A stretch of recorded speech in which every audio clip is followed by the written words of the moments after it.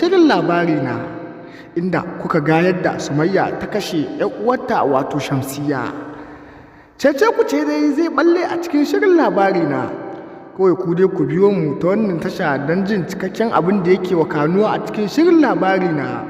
Idan wannan ne farkon shigowarka sai ka daure ka danna subscribing sannan ka taɓa alamar ƙararrawa domin hakan shi zai ba mu goyon bayan kawo su cikakkun rahotanni.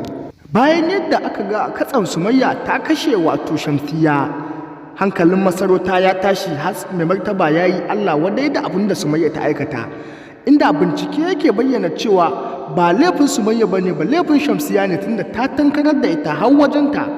Don haka ake tunanin cewa to ya kamata a ɗauki mataki akan Sumayya, inda kowa yake ba da cewa a saki Sumayya tunda bata shigo musu da alkhairi ba. Wannan abun da ya tayarwa da Abba Galadima hankali, ita ko a kilishi ta samu abin da take so, shi yasa yanzu take ta kulla ganin cewa sai Sumayya ta fita.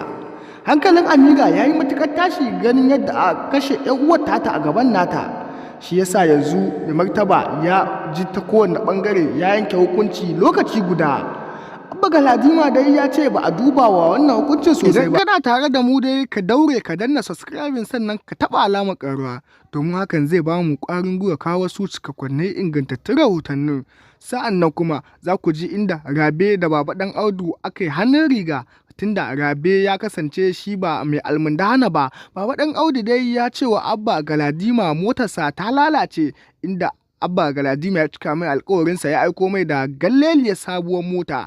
Shi kuwa Rabe akan ya ga abin da Baba Dan Audu yake yi ya ce sai dai su raba hannun riga. Ita kuwa mahaifiyar Sumayya hankali ya ki kwanciya sakamakon cewa ta san abin da zai faru daman kenan.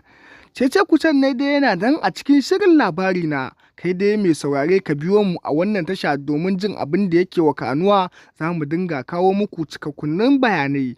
Kawai ku dai ku danna subscribing sannan ku taɓa alamar ƙararrawa, hakan shine zai bamu goyon bayan kawo su cikakkunin ingantattun rahotannin.